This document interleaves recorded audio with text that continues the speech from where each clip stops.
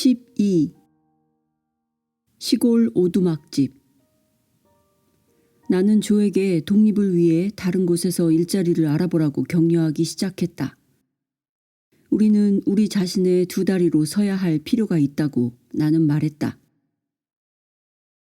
아빠에게 말씀드려봐. 아빠가 틀림없이 좋은 추천장을 써주실 거야. 조는 별 어려움 없이 다른 직장을 구했다. 아일랜드 운송회사인 CIE에서 일하게 되었다. 새 직장으로 옮긴 다음부터는 예전처럼 퇴근 후에 나를 데리러 오지 못하는 날이 많았다. 그래서 대부분 나는 혼자서 버스를 타고 집으로 갔다. 어느 날 저녁, 평소와 다름없이 집 뒷문으로 걸어가고 있는데 뭔가 일이 일어났음을 알 수 있었다. 식탁에 아버지가 읽는 일간지 아이리시 프레스가 놓여 있었다. 그 신문을 펼쳐보라는 천사들의 말에 잠시 망설였지만 나는 의자를 끌어당겨 식탁에 앉아 신문을 넘기기 시작했다. 손이 떨리고 있었다. 나 자신이 느린 동작으로 움직이는 기분이 들었다. 천사들이 신문에서 뭔가 좋지 않은 내용을 비춰줄까봐 두려웠다. 나의 천사들이 말했다. 두려워하지 마, 로나. 그냥 신문을 넘겨봐. 그러면 언제 멈춰야 할지 우리가 알려줄 테니까. 나는 한 번에 한 장씩 천천히 신문을 넘겼다. 나의 천사 호수스의 손길이 어깨에 느껴졌다. 그가 내 귀에 속삭였다. 지금이야. 거기 있는 부동산 매매 광고를 읽어봐. 나는 그 면을 살펴보았다. 팔려고 내놓은 집들이 수백 채였다. 하지만 어느 것도 한눈에 들어오진 않았다. 모든 광고 기사들이 거꾸로 되어 있거나 반대로 뒤집혀 있었다. 신문에서 시선을 떼고 고개를 들어보니 한 무리의 천사들이 식탁에 둘러앉아 있었다. 믿을 수 없는 광경이었다. 나는 저절로 미소가 지어졌다. 안녕? 맞은편에 앉아있던 엘리야 천사가 인사를 했다. 그가 신문으로 손을 뻗어 손가락 끝으로 부동산 광고면을 건드렸다. 그러자 모든 기사가 한순간에 제자리를 잡았다. 그가 말했다. 이제 읽어봐, 로나. 나는 광고 기사들 속에서 메이누스의 오두막집을 팝니다 라는 문장을 발견했다. 엘리야가 말했다. 로나, 큰 밭이 딸린 작은 오두막이야. 너와 조를 위한 완벽한 집이야. 자세히 읽어봐. 그것은 석 줄로 된 짧은 광고였다. 매매, 가격은 경매로 정할 것임. 그리고 전화번호가 적혀 있었다. 엘리야가 다시 말했다. 로나, 이제 그 광고에 동그라미를 치고 그 면을 오려서 가져가. 나는 엘리야의 말대로 했으며 오려낸 신문지를 접어 호주머니에 넣었다. 엘리야가 말했다. 준비가 되었을 때 너희 아버지에게 광고를 보여드려. 그럼 많은 도움을 주실 거야. 나는 너무 행복해 눈물이 글썽거렸다. 엘리야 천사가 자리에서 일어나 팔을 뻗어 손가락 끝으로 내 눈물을 건드리며 말했다. 행복의 눈물이구나.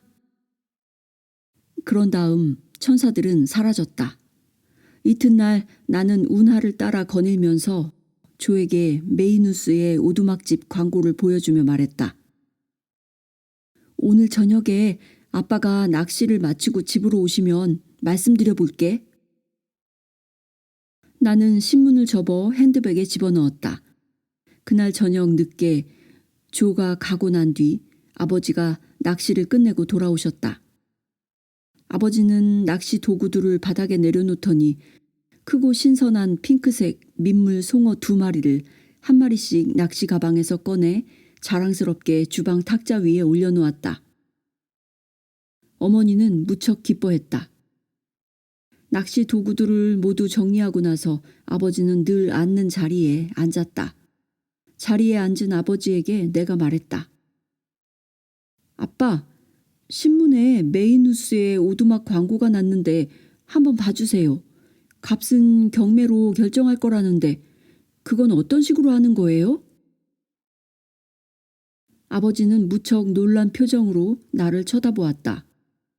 아마도 내가 집을 알아보리라고는 전혀 예상하지 못했던 것 같다. 아버지의 표정을 어떻게 해석해야 할지 알 수 없었다. 하지만 아버지는 머뭇거림 없이 말했다. 신문을 이리 주어봐라. 나는 핸드백에서 신문을 꺼내 아버지 앞에 작은 탁자 위에 펼쳐놓았다. 아버지는 그 광고가 어디에 있는지 물었다. 검은 펜으로 동그라미 친 곳이에요. 여기 오른쪽 아래에 있어요, 아빠. 아버지는 다시금 놀란 표정을 짓고 나를 올려다보았다. 나는 서 있고 아버지는 앉아 있었다. 아버지는 먼저 꼼꼼히 그 광고를 읽었다.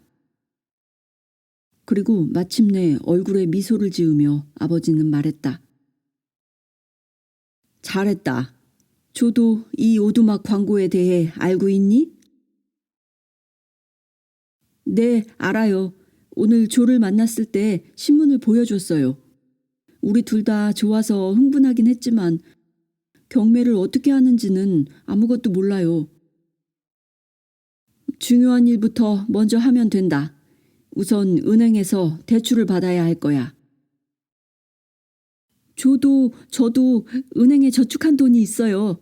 그 은행으로 가면 될까요? 그렇지. 그리고 주택담보대출은 은행보다 이자가 싼 시의회 같은 곳을 알아봐도 된다. 경매에 대해선 나한테 맡겨라. 내가 전화를 걸어서 알아보마. 고마워요, 아빠. 아버지가 우리를 도와준다는 사실이 정말 기뻤다. 우리가 그 집을 사게 될지도 모른다는 가능성에 나는 무척 신이 났다. 이튿날 마침 휴무였던 나는 공중전화 있는 곳으로 걸어 내려가 시의회 사무실로 전화를 걸어서는 신혼부부를 위한 주택담보대출에 대해 알고 싶다고 했다. 나는 우리가 아직 결혼하지 않았지만 곧 할 예정이라고 설명했다. 전화를 받은 여직원은 신청 서류를 보내주겠다고 했다. 나는 그녀에게 고맙다고 말하고 전화를 끊었다. 그러고 나서 아버지에게 전화를 걸었다. 아버지가 경매에 대해 알아보았더니 이틀 후에 열린다는 소식이었다. 그렇다면 우리는 가능한 한 빨리 가서 그 집을 직접 살펴봐야 했다. 아버지는 그날 저녁이 어떻겠느냐고 했다. 나는 조의 직장으로 전화를 걸어 퇴근 후에 곧바로 레이크슬립에 우리 집으로 와달라는 메시지를 남겼다. 나는 너무 흥분이 되었다. 뛰다시피 집으로 가서 어머니에게 아버지와의 통화 내용을 전했다. 어머니는 말했다. 기대를 너무 크게 갖지 않는 게 좋다. 대출도 쉬운 일이 아니고 너나 조나 가진 돈이 많지 않으니까. 그날 저녁 조와 아버지가 5분 간격을 두고 집에 도착했다. 아버지는 팔려고 내놓은 그 집에 전기가 끊어져 있어서 날이 어두워지기 전에 가서 봐야 한다며 저녁 먹을 시간이 없다고 말했다. 우리 모두 아버지의 차에 올라탔다. 어머니도 동행했다. 우리는 곧바로 오두막집을 향해 출발했다. 집에서 차로 15분 거리였다. 오두막집 바로 옆 길가에 차를 세웠지만 울타리가 너무 높아 집은 거의 보이지 않았다. 문은 잠겨 있었으며 경매인이 일러준 대로 아버지는 옆집으로 가서 열쇠를 받아왔다. 아버지가 문을 연 뒤 열쇠를 조에게 건넸다. 밭은 무척 컸는데 온통 식물과 풀들이 키를 덮을 정도로 웃자라 있었다. 우리는 길을 따라 오두막집으로 걸어 들어갔다. 조가 현관문에 열쇠를 꽂아 자물쇠를 풀었다. 문을 열자 몹시 퀴퀴한 냄새가 코를 찔렀다. 곰팡내가 진동하고 습한 것이 한참 동안 아무도 살지 않은 게 분명했다. 집은 작았지만 조와 나는 상관하지 않았다. 우리가 그 집을 살 수 있기만을 바랄 뿐이었다. 집을 한 바퀴 돌아보면서 조와 나는 아버지에게 경매가 걱정된다고 말했다. 우리가 그 집을 손에 넣는 데 성공한다면 경매인이 우리에게 공탁금을 요구하지 않겠는가? 수표 발행권이 없는 우리가 공탁금을 마련하려면 은행 계좌에서 미리 현금을 찾아다 놓아야 하지 않을까? 아버지는 경매가 우리 뜻대로 진행되기만 한다면 당일에 아버지가 공탁금을 내줄 테니 나중에 갚아도 된다고 했다. 나는 그 오두막집의 작은 방에 혼자 들렀다 오곤 했다. 내 마음속에 있는 모든 것들을 침묵 속에서 천사들에게 이야기하기 위해서였다. 우리 부모님과 조와 함께 방들을 둘러보고 있을 때 천사들이 계속해서 내 머리카락을 잡아당기며 장난을 쳤다. 어머니는 왜 그렇게 줄곧 머리를 만지작거리느냐고 내게 물었다. 머리에 거미줄이 묻은 게 아니냐고도 물었다. 그 질문에 나는 속으로 미소 지었다.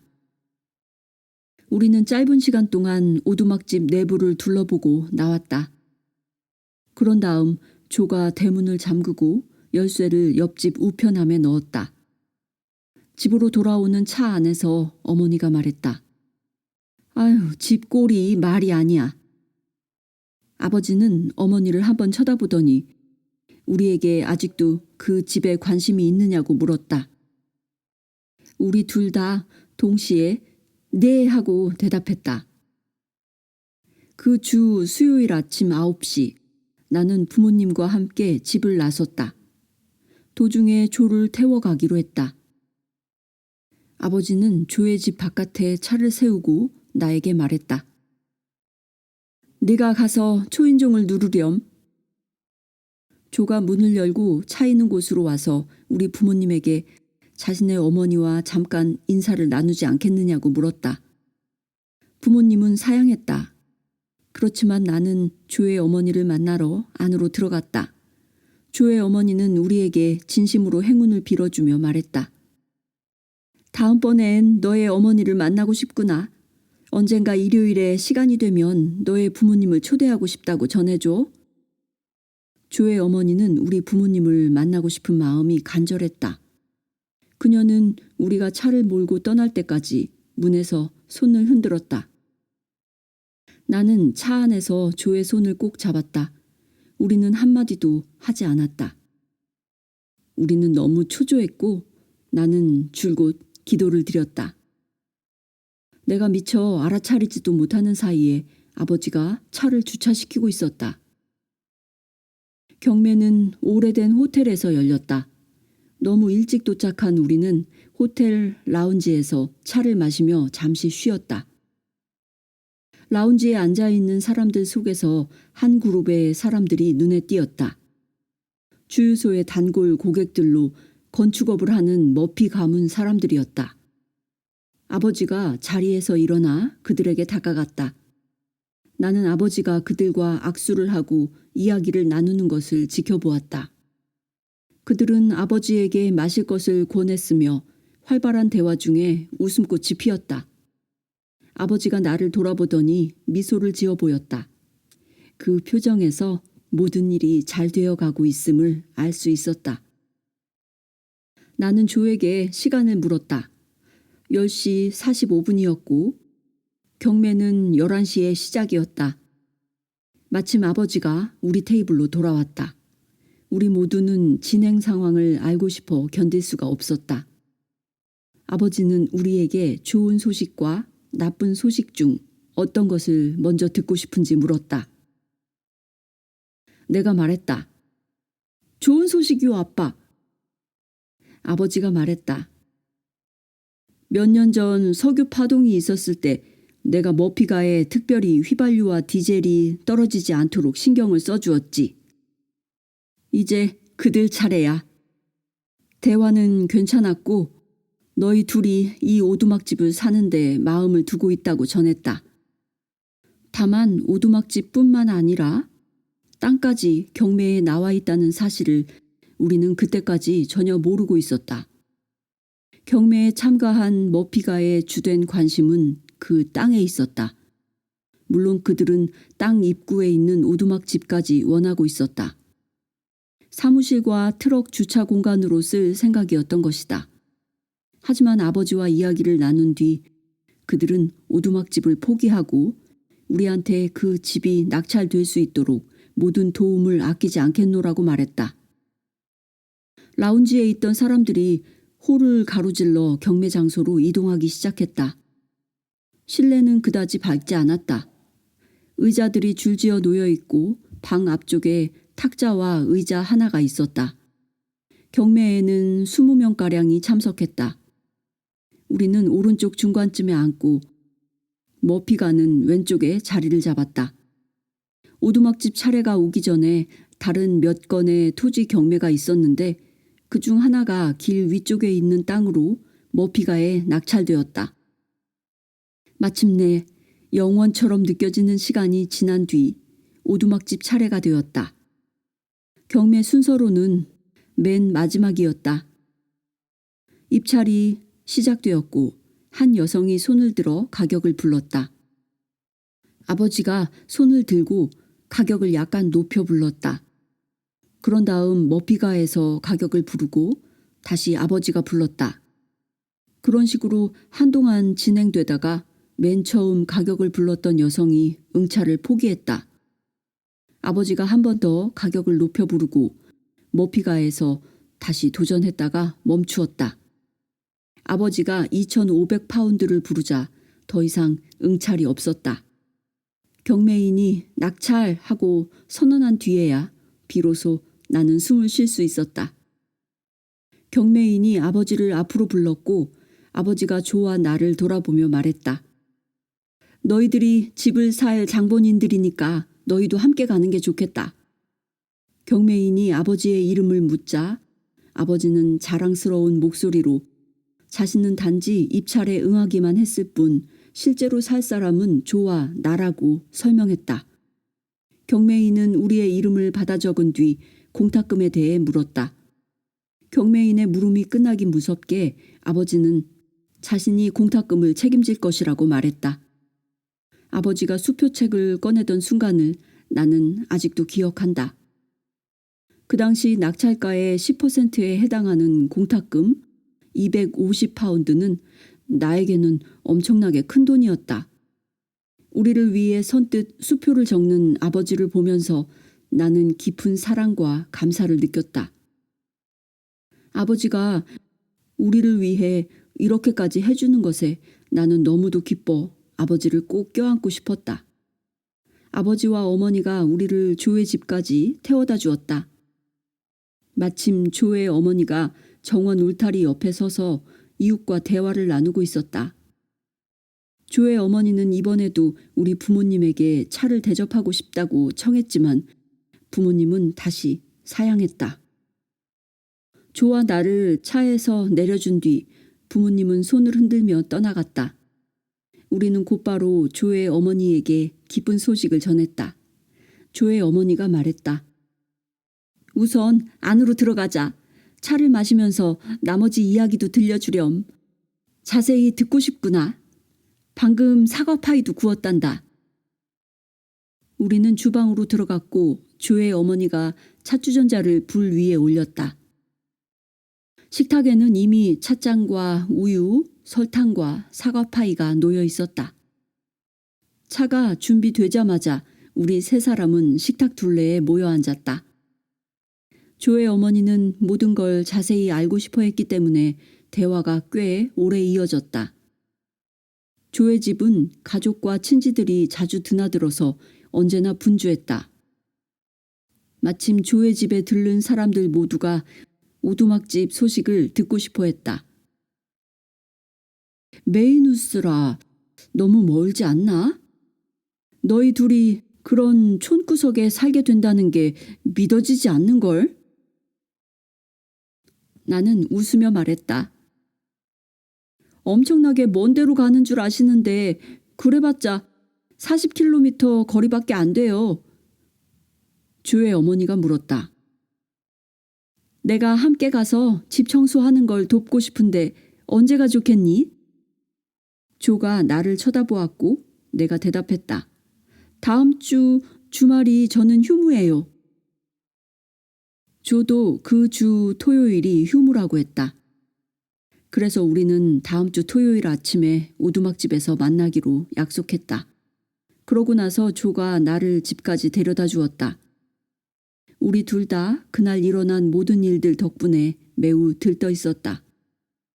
오두막집을 사고 나서 며칠 뒤 조와 나는 레익슬립에서 메인우스까지 걸어가서 집 청소를 시작하기로 했다. 우리는 여전히 들떠 있었다. 오두막집에 도착해보니 대문이 열려 있었다. 하지만 현관 열쇠를 찾는데 한참 애를 먹었다. 마침내 조는 집 건물에서 멀리 떨어진 돌 밑에서 열쇠를 발견했다. 우리의 새 이웃이 우리가 온 소리를 들은 모양이었다. 한 부인이 대문에 와서 소리쳤다. 거기 안녕하세요. 나는 옆집에 사는 사람이에요. 나는 대문으로 향하면서 말했다. 안녕하세요. 저는 로나라고 해요. 우린 6달 뒤에 결혼해서 이 집에 들어와 살 거예요. 그녀가 활짝 미소를 지으며 말했다. 정말 잘 됐네요. 이웃이 생겨서 너무 좋아요. 나는 엘리자베스예요. 나는 엘리자베스를 마당 안으로 초대했고 우리는 식물들이 무성하게 자란 뜰을 지나 집 벽을 따라 오른쪽으로 돌아서 현관으로 향했다. 조가 그곳에 서 있었다. 엘리자베스에게 조를 나의 약혼자라고 소개했다. 엘리자베스는 조와도 무척 반갑게 인사했다. 그녀가 말했다. 당신들은 정말 잘 어울리는 한 쌍이군요. 나는 엘리자베스에게 집 안으로 함께 들어가자고 했다. 조가 열쇠로 현관을 열었고 안으로 들어가면서도 계속 이야기를 나누었다. 엘리자베스가 말했다. 집이 너무 지저분해서 놀랐죠? 아주 오랫동안 비어 있었거든요. 코스텔로 할머니가 살다가 오래전에 세상을 떠났죠. 그렇게 나쁘진 않아요, 엘리자베스. 방들을 둘러보며 내가 말했다. 조 역시 같은 생각이었다. 우리가 당장에 멋진 집으로 바꿔놓을 거예요. 문지르고 닦고 도배도 새로 하고 바닥에는 리놀륨 장판을 깔고 낡은 가구들은 내다 버릴 거예요. 조가 실내를 돌아보며 말을 이었다. 어쩌면 가구 몇 개는 건질 수 있겠네요. 주방 식탁은 상태가 괜찮아 보이고 안락 의자와 서랍장도 쓸 수 있을 것 같은데요. 진실을 말하자면 우리에게는 가구가 전혀 없었으며 그렇다고 새로 살 형편도 아니었다. 우리는 뭐든지 재활용해서 쓸 생각이었고 주변 사람들에게 중고 가구를 얻을 계획이었다. 엘리자베스가 말했다. 깨끗이 닦으면 거의 새 것처럼 보일 거예요. 아참, 우리 남편이 힘든 일은 거둘 수 있을 거예요. 조와 내가 뭐라 말을 꺼내기도 전에 그녀는 남편을 부르러 문 밖으로 달려나갔다. 우리는 웃음을 터뜨렸다. 엘리자베스는 약간 토실토실하고 귀여운 부인이었다. 그것이 내가 그녀를 묘사할 수 있는 전부였다. 미소가 아름다웠고 그녀 주위의 에너지에서 나는 많은 사랑과 배려를 느낄 수 있었다. 선하고 고결한 사람이었다. 그녀가 금세 한 남자를 데리고 돌아왔다. 창백한 혈색에 주름살이 깊고 키 크고 빼빼 마른 사람이었다. 매우 개성 있는 얼굴이었다. 그가 말했다. 안녕하시오. 처음 뵙겠소. 남편 존이에요. 엘리자베스가 우리 세 사람을 서로에게 소개하면서 조와 내가 곧 결혼할 사이이며 결혼 후에 이사 올 계획이라고 설명했다. 존이 말했다. 조, 이 집은 손볼 데가 한두 곳이 아니라오. 땀 깨나 흘려야 할 거요. 조가 말했다. 맞는 말씀입니다. 뒤쪽의 헛간을 같이 좀 봐주시겠어요? 두 사람이 밖으로 나가고 엘리자베스와 나는 거실에 남았다. 벽난로가 있는 작은 공간이었다. 우리는 침실로 가서 자세히 살펴보았다. 방에서는 고약한 냄새가 났다. 내가 말했다. 세상에, 저 커튼 좀 보세요. 도저히 쓸 수가 없게 지저분한데 새 커튼을 살 형편도 안 되니 어떻게 해야 할지 모르겠네요. 엘리자베스가 말했다. 들어봐요, 로나. 걱정할 필요 없어요. 내가 이번 주에 저 커튼들을 뜯어다가 빨아볼게요. 마침 요즘은 내가 좀 한가하거든요. 나는 그 말을 믿을 수가 없었다. 말도 안 돼요, 엘리자베스. 저 커튼들을 다 빨다니 보통 힘든 일이 아닐 텐데요. 걱정 말아요. 내가 깨끗이 세탁해서 다림질까지 한 다음 다시 제자리에 달아놓을게요. 내가 커튼을 빠는 동안 창문은 존이 닦을 거예요. 우리의 오두막집에는 침실 하나, 작은 문간방, 작은 주방, 침실로 쓸 수 있는 또 다른 방 하나가 있었지만 욕실과 화장실이 없었다. 엘리자베스가 말했다. 주방은 좀 작긴 해도 젊은 부부가 살림을 시작하기엔 적당할 거예요. 하지만 저쪽 작은 방은 욕실로 바꾸는 게 좋을 것 같아요. 욕실이 필요할 거예요. 아마도 곧 아기가 태어나지 않겠어요? 그럼요. 우린 곧 아기를 가질 거예요. 나는 확신을 갖고 말했다. 어쨌든 천사 엘리야가 나한테 그렇게 말했기 때문이다. 하지만 당분간은 바깥 화장실을 써야 할 거예요. 거긴 또 상태가 어떤지 궁금하네요. 그래서 우리는 집 뒤쪽으로 화장실을 살펴보러 갔다. 화장실 주위는 완전히 야생지대나 다름없었다. 울타리로 심은 관목들이 너무 웃자라 아무것도 볼 수 없었다. 허리깨까지 오는 각종 꽃들과 잡초, 쐐기풀, 날카로운 가시나무들도 사방에 있었다. 우리는 엘리자베스가 가리키는 화장실의 위치를 찾아 나무와 풀들을 헤치고 앞으로 나아갔다. 조와 조는 보이지 않았지만 화장실은 찾아냈다. 문이 달린 기다란 헛간 안에 재래식 변소가 있었다. 변기는 있지도 않았지만 화장실은 그럭저럭 쓸만했고 아주 나쁜 상태도 아니었다. 나는 엘리자베스에게 헛간에 잇따라 붙은 오두막은 무엇이냐고 물었다. 아, 그것도 또 다른 헛간이에요. 우리 집 헛간도 두 채가 나란히 붙어 있죠. 그때 조와 존의 목소리가 들렸다. 조가 말했다. 그 헛간은 들여다보지도 마. 물론 그렇게 말하니까 궁금증이 더했다. 잠깐 들여다보기만 할게. 나는 그렇게 말하고 살짝 안을 들여다보았다. 두말할 필요 없이 온갖 잡동사니들이 산처럼 쌓여 있었다. 내가 물었다. 다른 헛간들은 상태가 어때요? 존이 대답했다. 다른 데도 들여다보지 않는 게 좋을 겁니다. 저쪽에 큰 헛간이 하나 있고 거길 지나면 빙 둘러쳐진 담에 문 하나가 매달린 작은 돼지우리가 있어요. 거기서 닭을 기르는 것도 괜찮은 생각일 거예요. 사방이 쓰레기 더미지만 내가 거둘게요. 다음번에는 필요 없는 것들을 끌어모아 태워버립시다. 내가 말했다.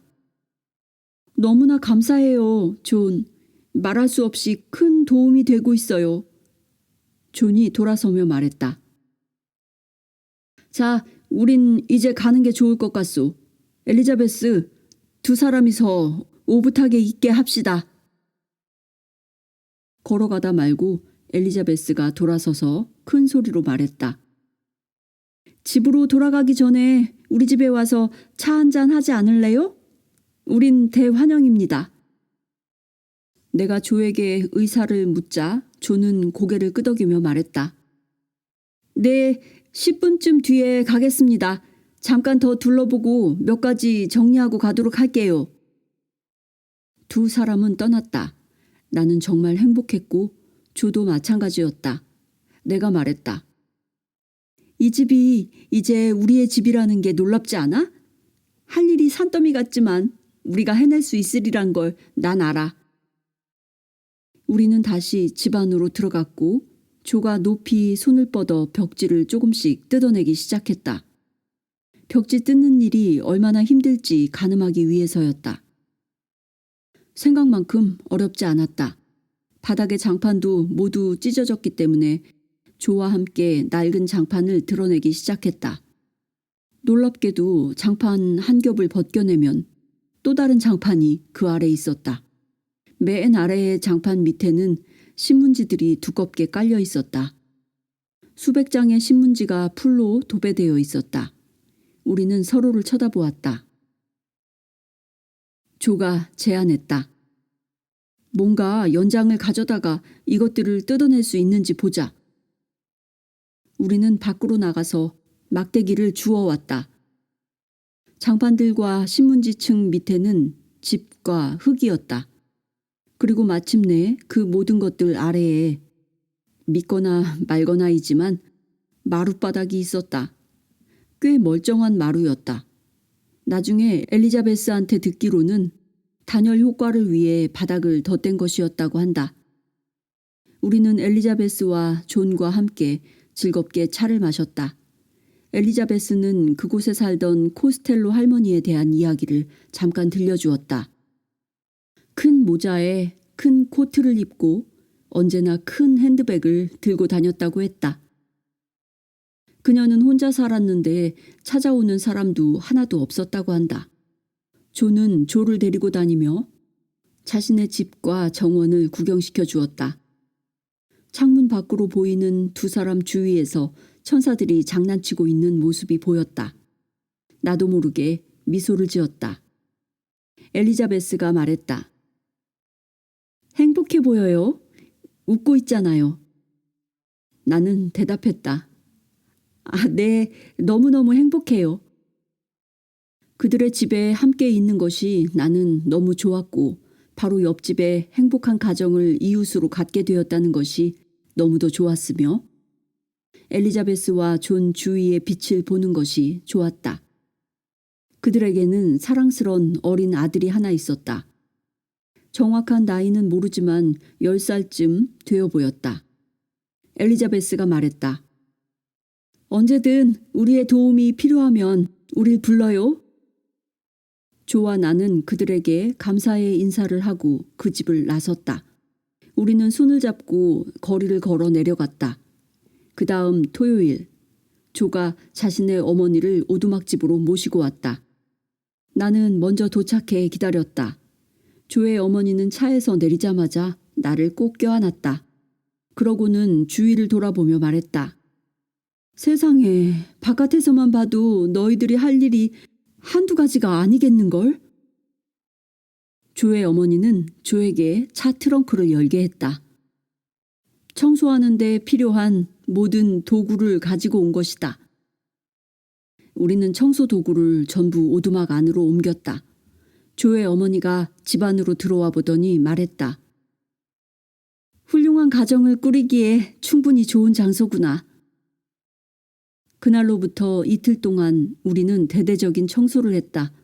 그 시간들을 함께 보내면서 나는 조의 어머니를 진정으로 아는 기회가 되었다. 우리는 무척 즐겁게 일했다. 그 이틀은 아름다웠으며 우리는 실로 많은 일을 해냈다. 조의 어머니는 정말 훌륭한 분이었다. 그리하여 우리의 결혼 날짜가 다가올 무렵 오두막집은 대충 신혼살림을 차릴 만한 공간이 되었다. 13. 비밀을 말하다. 어느 날 아침 직원 휴게실로 내려간 나는 폴린과 웨딩드레스 이야기를 나누었다. 폴린은 근무 주임에게 웨딩드레스 옷감을 보러 갈 수 있도록 우리 둘이 점심시간을 함께 써도 되는지 물었다. 주임은 그래도 좋다면서 폴린과 나를 같은 점심시간 조에 넣어주었다. 점심시간이 되어 폴린과 나는 구내 식당으로 가서 5분 만에 점심을 먹고 상점들로 향했다. 우리는 수백 가지가 넘는 웨딩드레스 본들을 살펴보고 옷감 원단들을 끝없이 펼쳐보았다. 마침내 여러 날 점심시간을 투자한 끝에 정말로 내 마음에 쏙 드는 옷감을 발견했다. 웨딩드레스에 딱 어울리는 천이었다. 크림색 바탕에 와인색 작은 들꽃들이 여기저기 흩어져 있었다. 폴린도 들꽃 무늬 웨딩드레스에 어울릴 만한 들러리 드레스를 위한 아름다운 옷감을 발견했다. 하지만 일단 봐두기만 하고 아무것도 사지 않았다. 아무래도 어머니가 나와 함께 옷감을 보러 가고 싶어 할 것 같았기 때문이다. 그동안 줄곧 함께 옷감을 보러 다니면서도 나는 폴린에게 결혼 피로연을 집에서 할 것이라는 말을 하지 않았다. 폴린과 다른 두 동료에게 말할 생각만 해도 끔찍했다. 어느 날 나는 천사들에게 언제가 나의 친구들에게 말하기에 가장 좋을 때일지 물었다. 천사들이 대답했다. 바로 지금. 내가 되물었다. 지금이라면 차 마시는 휴식 시간에? 나의 천사들은 대답했다. 맞아. 구내 식당으로 들어가자 발레리와 메리가 우리가 늘 앉던 테이블에 앉아 있었다. 나는 가서 차와 비스킷을 들고 합석했다. 발레리가 내게 물었다. 로나, 너의 결혼 피로연이 어디에서 열리는지 궁금해 죽을 지경이야. 친구들은 모두 미소를 지으며 들떠 있었다. 내가 말했다. 레익슬립에 있는 우리 부모님 집에서 할 거야.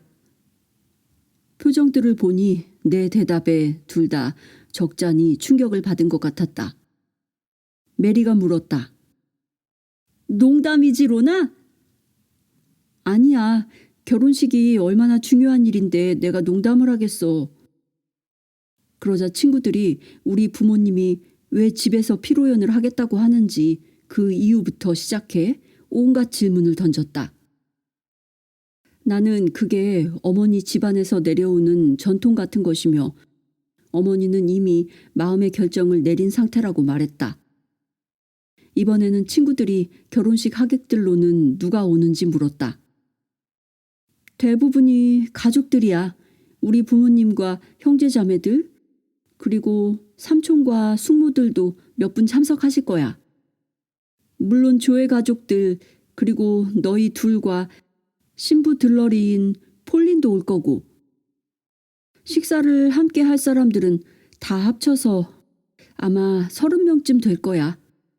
이웃들은 교회로 올 예정이고. 며칠 후 구내 식당에서 동료들과 점심을 먹고 있을 때 발레리가 결혼 피로연에 대해 몇 가지 제안을 내놓았다. 로나, 피로연 식사가 끝난 뒤 더블린의 술집으로 가서 음악도 듣고 춤을 추며 축하하는 건 어떨까? 정말 좋은 생각이야. 조도 틀림없이 찬성할 거야. 아무래도 집에서는 춤을 추기가 곤란하니까 말이야. 그런데 너희는 그날 아침에 레익슬립의 교회까지 어떻게 갈 거야? 발레리가 대답했다. 우리는 더블린에서 만나서 버스를 타고 갈 생각이야. 비가 오지 않기만을 바라자. 외투는 가져가고 싶지 않으니까. 또 교회까지 너무 많이 걷지 않았으면 좋겠어. 우리 모두 하이힐을 신고 있을 테니까. 나는 친구들을 안심시켰다. 정류장에서 2분밖에 안 걸려. 너희 모두 꼭 일찍 와야 해. 친구들은 웃으면서 그날의 외출이 정말로 기대된다고 말했다. 그날 늦게 패션 매장이 문을 닫기 바로 직전까지 폴린은 나를 도와 행거의 옷들을 정리하고 있었다. 나는 폴린에게 말했다. 결혼 피로연이 어디서 열리는지 이제 정말 너에게 말할 시간인 것 같아. 폴린이 말했다. 너의 부모님 집에서 할 거라고 다른 직원들한테 이미 들었어. 좋을 것 같아. 그렇게 말해줘서 고맙다고 나는 그녀에게 말했다. 그날 밤 일을 마치고 집에 돌아가자 어머니는 나의 휴무일인 다음 날 웨딩드레스 재료들을 사러 가자고 제안했다. 나 역시 어머니와 웨딩드레스 옷감과 본을 사러 시내에 나갈 일을 기다리고 있었다. 비록 이미 골라놓았고 무엇을 살 것인지 정확히 알고 있었지만 물론 어머니에게 말하진 않았다.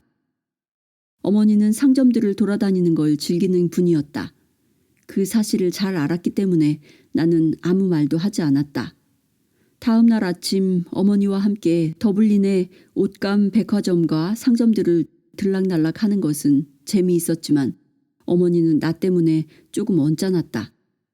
어머니가 더없이 완벽하다고 생각하는 것들을 나에게 여러 번 권해주었지만 나는 어떤 것도 마음에 들어 하지 않았기 때문이다. 나는 어머니에게 말했다. 전통적인 드레스는 원하지 않아요. 그리고 흰 옷은 결코 입고 싶지 않아요. 저쪽에 천가게가 하나 더 있어요, 엄마. 전에 엄마가 한번 데려갔던 곳이에요. 클러리스 백화점 옆길에 있어요. 차를 한 잔 마신 뒤 어머니는 앞장서서 그 가게로 갔다. 우리는 큰 롤에 말려있는 많은 옷감들을 보았다. 어떤 것들은 세워져 있고 어떤 것들은 진열대 위에 눕혀 있었다. 내가 전에 골랐던 옷감이 진열된 곳에 이르렀을 때 나는 어머니에게 말했다. 이 천이 좋을 것 같아요. 정말 아름다워요. 크림색 바탕에 와인색 야생화가 주위에 흩어져 있는 게 마음에 들어요. 그리고 보세요. 바로 옆에 이 천은 신부 들러리 드레스로 완벽할 것 같아요. 어머니가 고개를 끄덕였다. 그래, 아름답구나. 둘이 아주 잘 어울린다. 어머니가 그 말을 하는 순간 천사들이 이미 우리 주위에 모여 있었다. 어머니가 값은 얼마나 할까? 하고 묻는데 나는 하마터면 웃음을 터뜨릴 뻔했다. 가격표가 없다네, 가격표가 없다네. 하고 천사들이 한 목소리로 노래하는 소리가 들렸기 때문이다. 천사들이 가격표를 사라지게 했다는 것을 알 수 있었다. 어머니는 점원에게 가격을 물어봐야겠다고 했다. 모든 천사들이 일제히 동작을 멈추고 안 돼! 라고 손을 저었다. 나는 어머니를 말려야만 한다는 것을 알았다. 어머니가 가격을 알면 너무 비싸다고 생각해서 내게 좀 더 싼 천을 사라고 할 게 분명했기 때문이다. 어머니가 그러란다고 그러고 싶지도 않았지만 동시에 어머니의 마음을 상하게 하고 싶지도 않았다. 나는 말했다. 걱정 말아요, 엄마. 옷감이랑 옷본 그리고 드레스를 만드는 데 필요한 모든 비용은 제가 낼 거예요. 우리 드레스 견본책 보러 가요. 어머니와 함께 드레스 견본책들이 진열되어 있는 뒷벽으로 걸어가는 사이에 천사들이 어머니의 팔짱을 꼈다. 어머니가 책 한 권을 펼쳐 살펴보기 시작했다. 나는 시간을 절약하기 위해 다른 책을 살펴보겠다고 했다. 전에 봐두었던 견본을 찾아내기까지 5권쯤 훑어보았을 것이다. 나는 어머니를 불렀다. 이건 어때요? 이 패턴이 방금 고른 옷감과 아름답게 어울릴 것 같아요. 옷 만드는 솜씨가 아주 뛰어났던 어머니는 견본의 뒷면을 읽는 법과 드레스 2벌을 만드는 데 필요한 옷감의 분량을 알고 있었다. 어머니가 필요한 옷감 분량을 계산하자 우리는 계산대로 갔다. 나는 점원에게 어머니가 일러준 만큼의 옷감을 요청했다. 점원이 옷감 2롤을 가져다가 판매대 위에 올려놓고 길이를 재었다. 옷감이 계산대 위에 쌓였고 점원은 그것을 완벽하게 접어 봉투에 넣었다. 또 옷봉과 우리에게 필요한 모든 장식품들도 봉투에 넣어주었다. 전부 합해 25파운드 99실링입니다. 점원이 말했다. 내가 점원에게 돈을 건네자 어머니가 내 웨딩드레스 옷감은 당신이 사고 싶다고 말했다. 나는 어머니가 고마웠지만 이렇게 말했다. 아니에요, 엄마. 너무 비싸요. 하지만 어머니는 계속 고집을 부렸고 결국 나는 어머니에게 지고 말았다. 어머니는 점원에게 돈을 건네면서 무척 행복하고 뿌듯해했다. 점원에게 고맙다는 인사를 하고 가게를 나오는데 한 천사가 문간에 서 있었다. 나는 그 천사에게 고맙다고 속삭였다. 그러고 나서 우리는 집으로 향했다. 쇼핑 봉투를 들고 버스 정류장으로 걸어가면서 나는 어머니에게도 감사하다고 말했다. 조에게 한시라도 빨리 보여주고 싶어서 안달이 난 나는 어린아이처럼 신이 나서 조의 어머니 댁으로 옷감들을 가지고 갔다. 그날 저녁 조의 어머니가 말했다. 너의 부모님을 만나야겠다. 두 분께 이번 일요일에 저녁 식사를 하러 오실 수 있는지 여쭤봐 주겠니? 그날 밤에도 조가 나를 집에 데려다 주었고 나는 여느 때처럼 뒷문으로 들어갔다. 놀랍게도 어머니와 아버지가 아직 거실에 계셨다. 나는 기회를 놓치지 않고 말했다. 아직 안 주무실 줄 몰랐네요. 그런데 조의 어머니가 일요일 저녁 5시 저녁 식사에 두 분을 초대하셨어요. 어머니는 그다지 반가워하지 않았다. 하지만 곧 아버지가 말했다. 물론 우리가 가야지. 조의 어머니에게 말씀드리렴. 일요일 5시까지 그 댁으로 가겠다고. 나는 무척 기뻤고 두 분에게 차를 내오겠다고 했다. 아버지가 사양하며 말했다. 어서 가서 자거라. 나도 안녕히 주무시라는 인사를 하고 돌아섰다. 다음 날 퇴근 후 나는 버스를 타고 조의 어머니 집으로 갔다. 그리고 조의 어머니에게 우리 부모님이 일요일 저녁 식사에 오실 거라고 말했다. 조의 어머니는 기뻐하면서도 조금 긴장한 듯 했다. 그 일요일 저녁 완벽한 만찬을 준비하느라 그분이 얼마나 심혈을 기울였을지 나는 잘 안다.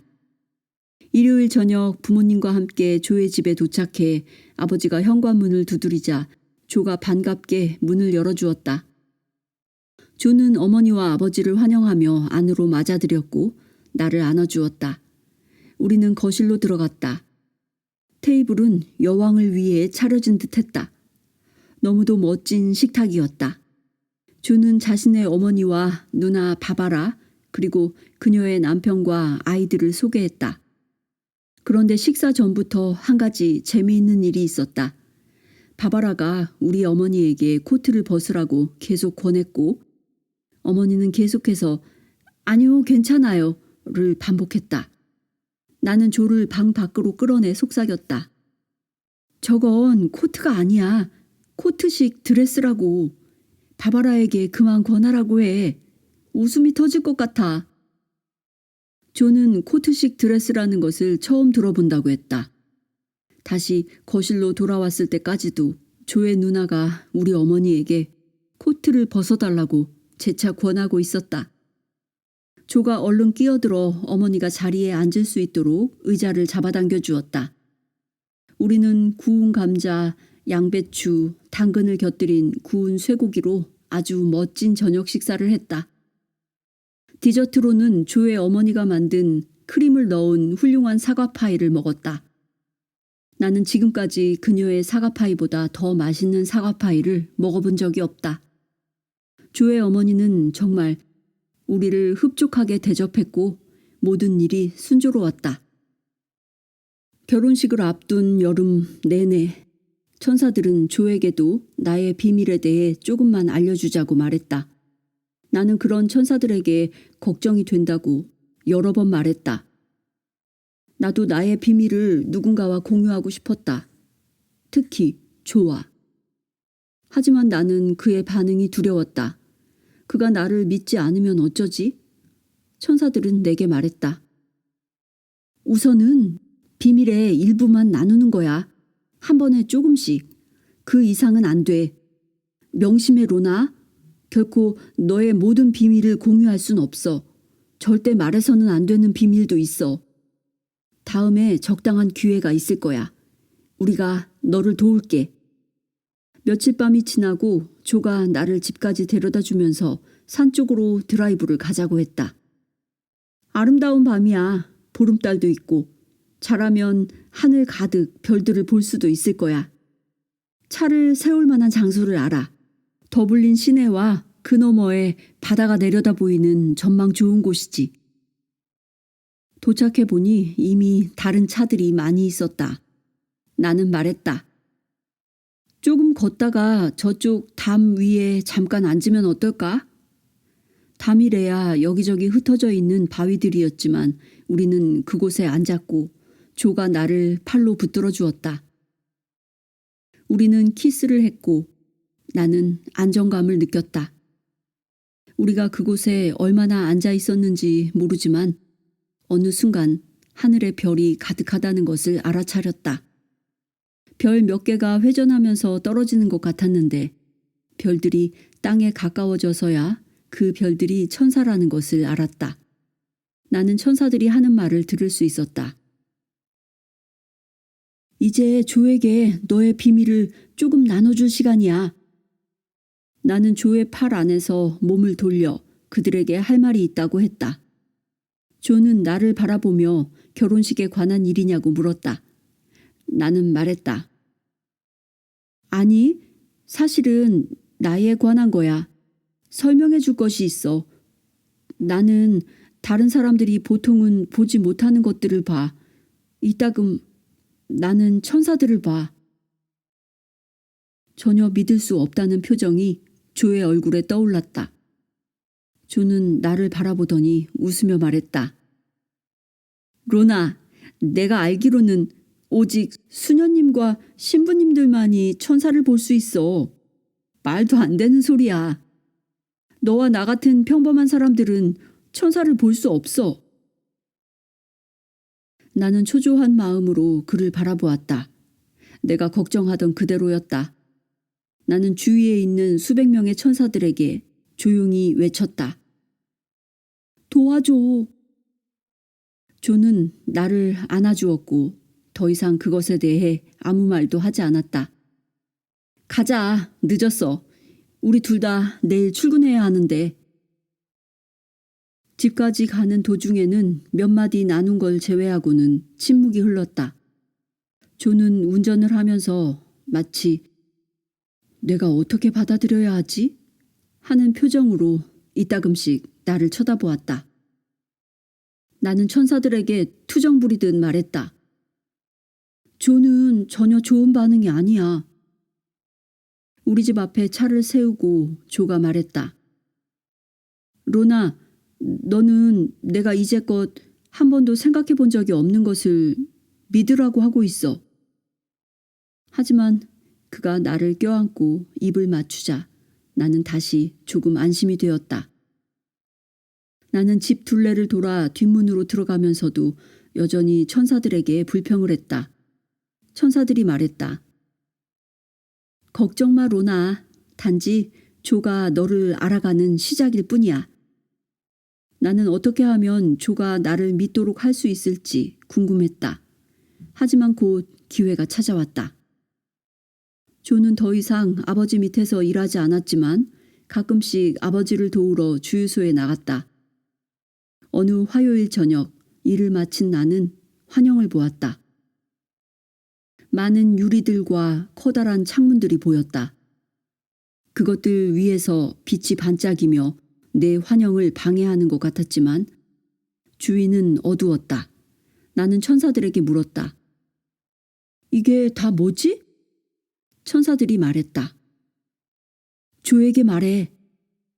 나는 대답했다. 나는 정말 그러고 싶지 않아. 천사들이 말했다.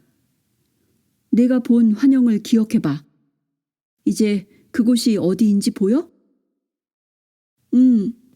주유소야. 그날 저녁 나의 이야기를 들은 조가 대답했다. 그건 아무런 의미도 없는 거야. 더 이상 말하지 않았지만 나는 걱정이 되어 다시 천사들에게 조바심을 냈다. 그리고 금요일에 다시 환영을 보았다. 이번에는 조가 차 안에 앉아있는 모습이었다. 마치 차에 기름을 넣기 위해 주유기 앞에 차를 대고 있는 듯했다. 남자들이 차에 다가오고 조가 창문을 내리는 것도 보였다. 그리고 나서 환영이 사라졌다. 나는 조에게 다시 환영을 보았다고 말하고 내가 본 것을 자세히 설명했다. 나는 네가 다치는 걸 원치 않아. 이건 일종의 경고야.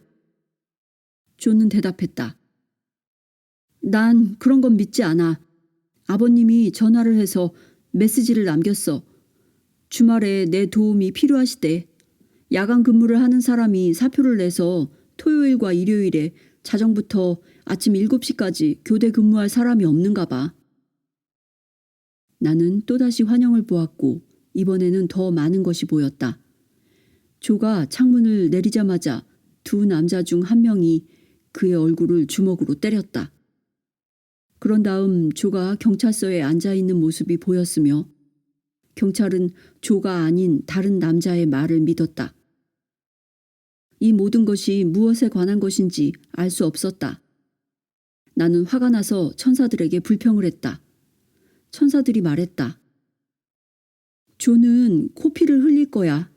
하지만 그것 말고는 괜찮을 거야. 환영을 기억해, 로나. 경찰은 조를 믿지 않을지 모르지만 결국 모든 진실이 드러나게 될 거야. 퇴근 후 나는 조의 어머니 댁으로 갔고 조와 나는 주택가를 산책했다. 나는 조에게 나를 믿어달라고 애원했다. 나는 조 때문에 미칠 것 같았다. 왜 내 말을 듣지 않아? 조의 수호천사는 줄곧 조의 귀에 대고 속삭이고 있었다. 나는 조에게 소리치고 싶었다. 너의 수호천사가 너에게 말하려고 애쓰고 있는데 넌 듣지 않고 있어. 내가 속상해하는 것 같자 조는 마지못해 주말 동안 조심해서 신경 쓰겠다고 약속했다. 그 주말 환영이 실제가 되었고 그 모든 일들이 내가 본 대로 일어났다. 어느 날 저녁 조는 고객의 차를 수리하다가 차에 휘발유를 채우러 갔다. 그런데 마침 차 주인의 친구가 지나가다가 차를 몰고 가는 조를 보고 조가 그 차를 훔쳤다고 오해했다. 그는 조에게 소리를 질렀으며 조가 창문을 내리자 조의 얼굴에 주먹을 날린 뒤 경찰을 불렀다. 경찰은 조의 말을 믿지 않고 조를 체포했다. 아버지가 보석금을 내고 조를 꺼낸 뒤에야 모든 일이 밝혀졌다. 그리고 그날 저녁 조는 내가 어떤 사람인지에 대한 새로운 시각을 갖게 되었다. 결혼식을 2주 앞두고 폴린과 발레리와 메리는 나를 여자들끼리의 파티에 데려갔다. 예전에는 퇴근 후 그들과 어울린 적이 한 번도 없었다. 친구들은 먼저 발레리가 금요일 저녁이면 거의 항상 들린다는 스미스 술집으로 나를 데려갔다. 술집에는 백화점에서 일하는 사람들로 가득했다. 발레리와 메리는 술집에 있는 모든 사람들을 아는 것 같았다. 술집 안은 웃음소리로 가득했다. 친구들은 술을 마셨지만 나는 마시지 않았다. 하지만 친구들이 와인 한 잔을 권해 조금 마셨다. 취기가 금방 머리까지 올라왔다. 친구들은 그런 내 모습에 무척 즐거워했다. 내가 그 효과를 제대로 느낄 수 있었듯이 한 잔만으로도 내게는 충분 이상이었으며 그 다음부터 나는 사이다를 고수했다. 우리는 걸어서 이 술집 저 술집을 옮겨 다녔고 마지막에는 메리가 좋아하는 머피 술집에 도착했다. 분위기가 아주 좋은 곳이었다. 바닥은 콘크리트로 되어 있고 테이블이 없었으며 오직 바에 등받이 없는 의자들만 있었다. 그곳에는 아일랜드의 혁명 노래를 부르는 사람들로 가득 차 있었다. 나도 음악과 노래 부르는 것을 무척 좋아했기 때문에 우리 모두 노래에 합류했다. 그러고는 시내 중심에 있는 메리의 원룸 새방으로 가서 차와 비스킷을 먹으며 그날 저녁에 대해 수다를 떨었다. 내 친구들은 결혼식 날 조와 나에게 어떤 장난을 칠지 이야기하며 나를 놀렸다. 우리는 신나게 웃고 떠들었다. 물론 즐거운 밤을 보냈지만 잠은 결국 집에 가서 자게 되어 다행이었다. 우리의 결혼식 날이 점점 가까워지고 있었다. 거의 모든 준비를 마쳤고 결혼식 케이크도 집에 도착했다. 숙모 중 한 분이 결혼 선물로 멋진 3단 케이크를 만들어 주었다. 숙모께서 훌륭한 솜씨를 발휘하신 것이다. 나는 그 케이크의 장식물들을 지금도 어딘가 상자에 넣어 보관하고 있다. 결혼식이 이틀 앞으로 다가왔을 때 집은 먼지 하나 없이 깨끗했다. 두 가족 모두 준비가 되었고 결혼식 전날에는 이웃들이 마지막으로 도와줄 일이 없는지 보러 집에 들렀다. 옆집에 사는 애는 아침 일찍 내 머리를 해주러 오겠다고 약속했다. 결혼식이 가족과 친구들, 심지어 이웃 사람들에게까지 행복을 불어넣는 것을 보는 것, 그리고 저마다 마음속에 있던 흥분을 감추지 못하는 모습을 보는 것은 놀라운 일이다. 결혼식이 계획될 때마다 나는 우주의 모든 천사들에게 간청한다. 그 결혼과 관련된 모든 사람들에게 그 일이 행복과 흥분감을 가져다 줄 수 있게 해달라고. 마침내 나의 결혼식 날이 되었다. 나는 밤새 잠을 거의 이루지 못하고 뒤척이다가 아침 일찍 일어났다. 사실 우리 모두 일찍 일어났다. 나는 너무 흥분되어 아침을 먹을 수 없었다. 그래서 차만 한 잔 마셨다. 가장 소중한 순간들 중 하나는 아버지가 나에 앞서 식구들과 하객들을 교회로 데려간 일이었다. 나는 아버지가 돌아와서 나를 데려가기를 기다리며 이웃사람 한 명과 거실에 서 있었다. 집으로 돌아온 아버지는 나를 차까지 에스코트 해주었고 뒷좌석에 나와 나란히 앉았다. 아버지는 아무 말도 하지 않고 다만 내 손을 꼭 잡아주었다. 차가 교회 중앙 입구에 멈추자 아버지가 말했다. 가만히 있거라. 그러더니 아버지는 차에서 내렸다. 운전사가 차 문을 열어주러 왔지만 아버지는 당신이 문을 열어주겠다고 고집했다. 차에서 내려 아버지의 얼굴에 피어난 미소를 보는 순간 행복했다. 아버지는 나의 손을 잡았다. 드디어 교회 안으로 들어가 하객들 사이의 통로를 걸어갈 때 아버지는 부드러운 목소리로 딸의 결혼식 날 아름다운 딸과 함께 들어가는 것이 얼마나 자랑스러운 일인지 모른다고 내게 말했다. 아버지와 팔짱을 끼고 제단을 향해 걸어갈 때였다. 옆집의 앤이 그날 아침 공들여 해준 내 머리를 나의 수호천사가 헝클어뜨리고 있음을 느낄 수 있었다. 그리고 조가 내 쪽을 보며 제단 앞에 서 있었다. 너무도 잘생겨 보였다.